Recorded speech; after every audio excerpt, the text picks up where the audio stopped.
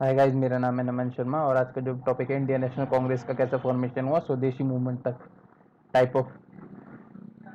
और ये बताएंगे कि हम पहले जो 4 सेशन के कांग्रेस के जो प्रेसिडेंट थे वो कहते हैं कहाँ कहाँ पहले 4 कांग्रेस के सेशन हुए, उससे पहले कांग्रेस से पहले कोई संस्था थी कि नहीं थी और क्या कारण था कांग्रेस का फॉर्मेशन होने का। ओके, तो चलते हैं। देखिए, फॉर्मेशन ऑफ कांग्रेस 1885 में हुई थी। ये एक इंग्लिश सर्वेंट ए ह्यूम ने करी थी। ठीक है, इंग्लिश सर्वेंट ए ह्यूम ने कांग्रेस की स्थापना करी थी 1885 में। पहला सेशन जो हुआ था उसका बॉम्बे में हुआ था। जो सुरेंद्रनाथ बनर्जी और आनंद मोहन बोस है, ये मेन आर्किटेक्ट है इंडियन नेशनल कॉन्फ्रेंस के, नॉट कांग्रेस के, कॉन्फ्रेंस के, जो बाद में जाके कांग्रेस फॉर्म हुई। मतलब कांग्रेस से पहले भी 2 सेशन हुए थे इंडियन नेशनल कांग्रेस के, 1883 में और 1885 में। ठीक है, तो पॉलिटिकल और एसोसिएशन बिफोर कांग्रेस। देखो, कोई ऐसा तो नहीं है कि डायरेक्ट कांग्रेस फॉर्म हो गई होगी, उससे पहले भी कुछ एसोसिएशन हुई होगी और उससे पहले भी कुछ एसोसिएशन थी, वो मगर रीजनल लेवल की थी। कांग्रेस पूरे इंडिया लेवल की थी, बाकी जो एसोसिएशन थी वो रीजनल लेवल की थी। और ये सब बेसिकली मेन प्रेसिडेंसी वाले शहरों में होती थी, या मद्रास या बॉम्बे या फिर कलकत्ता। तो 1836 में बांग भाषा प्रकाशिका सभा नाम से पता चला, बांग भाषा प्रकाशिका सभा मतलब ये एक जो एडिटर्स वगैरह, प्रिंटर्स वगैरह होते थे न्यूज़पेपर वगैरह को, उनके द्वारा स्थापित की गई थी। राजा राम मोहन रॉय द्वारा स्थापित थी 1836 में। ठीक है, इसमें जो जो एडिटर वगैरह होते थे न्यूज़पेपर वगैरह के, प्रकाशंस वगैरह के, वो थे। ठीक है, जो पब्लिकेशन हाउस थे उनके। अब 1851 में लैंड होल्डर सोसाइटी और बंगाल ब्रिटिश इंडिया सोसाइटी मिलके बन गई ब्रिटिश इंडिया एसोसिएशन। ठीक है, ईस्ट इंडिया एसोसिएशन स्थापित की गई थी लंदन में दादाभाई नौरोजी द्वारा 1866 में। और इंडियन इंडिपेंडेंस लीग किसने स्थापित की थी 1875 में? शिशिर कुमार घोष ने। ठीक है, इंडियन एसोसिएशन ऑफ कलकत्ता 1876 में सुरेंद्रनाथ बनर्जी और आनंद मोहन बोस ने स्थापित की थी। इंडियन एसोसिएशन ऑफ कलकत्ता इसलिए स्थापित की गई थी क्योंकि वो 1851 में जो land holder British India association था, इससे ये लोग खुश नहीं थे, क्योंकि जो ये एसोसिएशन था जो ब्रिटिश इंडिया एसोसिएशन था, ये बेसिकली कई के लिए फॉर्म हुआ था। जो इसमें जो ऑर्गेनाइजेशन काम कर रही थी वो लैंड होल्डर, जो मतलब जो जमींदार थे, उनके बेनिफिट्स के लिए काम कर रही थी, बाकी इनका कोई और मोटिव था नहीं। तो इसलिए यंग जो लोग थे उन्होंने Indian association of Calcutta form की, सुरेंद्रनाथ बनर्जी और आनंद मोहन बोस ने 1876 में। ये जो सारी ऑर्गेनाइजेशन से थी, ये सब कहाँ फॉर्म हुई थी? ये सब कलकत्ता में हुई थी। ठीक है, जैसे मैंने बताया था कि रीजनल ऑर्गेनाइजेशन बेसिकली फॉर्म होती थी। 1885 में जो कांग्रेस हुई थी वो पहली ऑल इंडिया ऑर्गेनाइजेशन थी जो फॉर्म हुई थी। ओके, अब ये महाराष्ट्र की कुछ ऑर्गेनाइजेशन है, बॉम्बे की, महाराष्ट्र नहीं, बॉम्बे। पूर्ण सार्वजनिक सभा 1867 में एमजी राणा दे द्वारा, बॉम्बे प्रेसिडेंसी एसोसिएशन बदरुद्दीन तैयब जी, फिरोज शाह मेहतो, केती तिलक द्वारा 1885 में, जिस साल कांग्रेस फॉर्म हुई थी। इस साइड जो हमारे इस वक्त जो वाइस रॉय थे उनका नाम था हमारा लॉर्ड डफरिन। ठीक है, आगे आके बताऊंगा डफरिन ने कांग्रेस के बारे में क्या कहा था। मद्रास महाजन सभा 1884 में सुब्रमण्यम अय्यर, पी आनंद चालू और एम विरार राघवचारी। ठीक है, तो मैंने आपको क्या बताया था कि जो भी उस वक्त जो इंडिपेंडेंस की बात हो रही थी, तो बेसिकली ये 3 पावर हाउस थे, 3 प्रेसिडेंसी थी, यहीं पे जितनी ऑर्गेनाइजेशन फॉर्म होती थी यही थी, और यही पड़ी थी। पहले बॉम्बे इतना बड़ा था, गुजरात वगैरह कवर करता था। कलकत्ता जो बंगाल प्रेसिडेंसी, अब कितना सोचिए, आज का वेस्ट बंगाल प्लस बांग्लादेश मिला के कितना बड़ा, और उड़ीसा वगैरह एरिया सारे बंगाल प्रेसिडेंसी के अंदर आते थे। और मद्रास महाजन सभा में 1884 में ये हुई थी। ठीक है, अब जो आईएनसी बॉन्ड हुई, अब देखो पहला सेशन हुआ कांग्रेस का 1885 में बॉम्बे में, और इसके जो हेड थे वो थे डब्ल्यू सी बनर्जी। ये फॉर्म किसके द्वारा, ये आइडिया किसका था?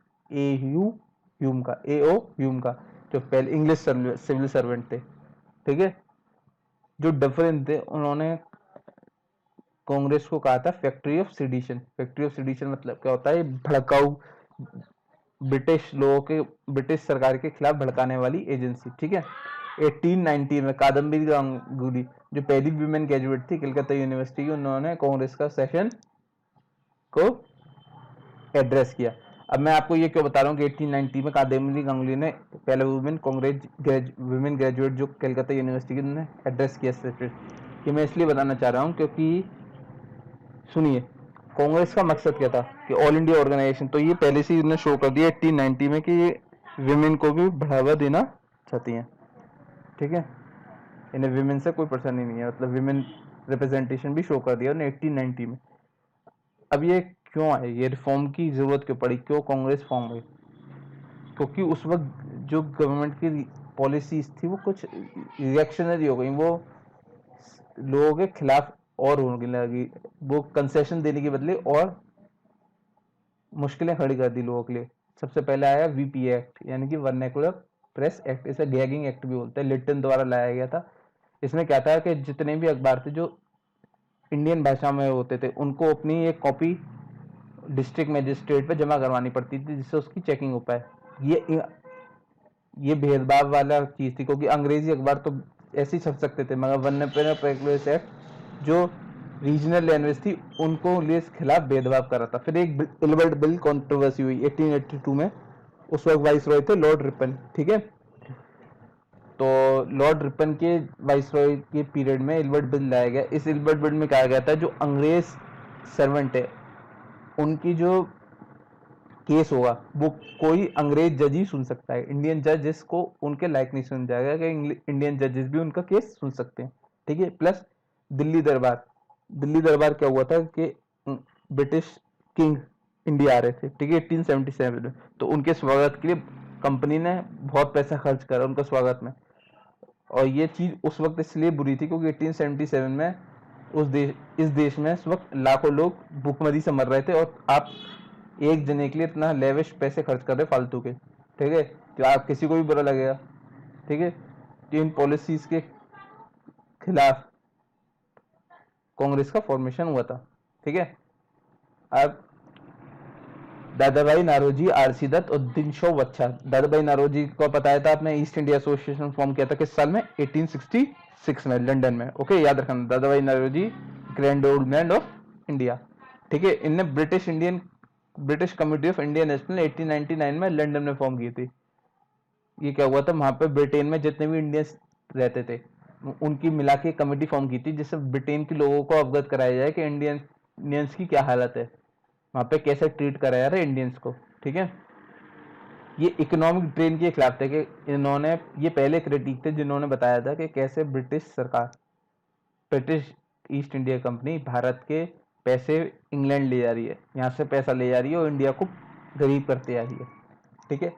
अब जो 1885 से 1905 को पीरियड मॉडरेट्स बोला जाता है। इसे मॉडरेट्स का पीरियड क्यों बोला जाता है? क्योंकि जो इस वक्त जो प्रेसिडेंट वगैरह थे या जो भी इस वक्त कांग्रेस को हेड कर रहे थे उनकी थिंकिंग थी कि हम प्रेयर करेंगे, पेटिशन करेंगे, मतलब हम मन्नतें करेंगे, हम प्रेयर करेंगे, पेटिशन करेंगे, लेजिस्लेटिव प्रोसेस से हम अपनी चीजें मांगेंगे कि कैसे हम लॉ फाइनल करा पाए और कैसे हम अपने इम्प्रूवमेंट कर सकें रिप्रेजेंटेशन को।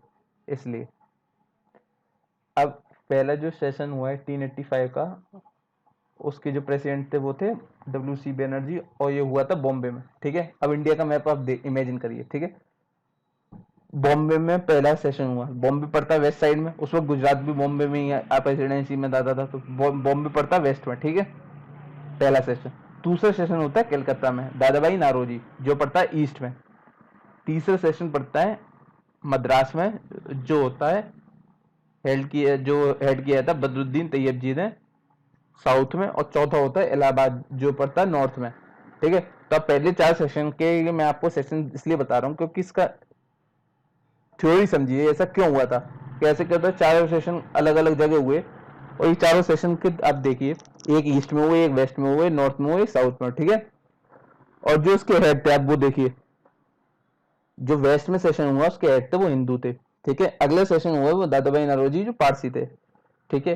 तीसरे सेशन में जो बदरुद्दीन तैयब जी थे वो मुस्लिम थे, और चौथे सेशन में थे क्रिश्चियन, ठीक है। तो ये दिखा रहे थे कि जो कांग्रेस हमारी जो एजेंसी है वो सारे एरिया को रिप्रेजेंट करती है, प्लस सारे धर्मों को रिप्रेजेंट करती है, इसलिए हर सेशन अलग अलग डायरेक्शन में हुए, और प्लस हर सेशन अलग अलग रिलीजन के लोगों ने हेड किए। तो ये इसका मकसद था। Okay, please like, subscribe and share. Thank you and have a nice day.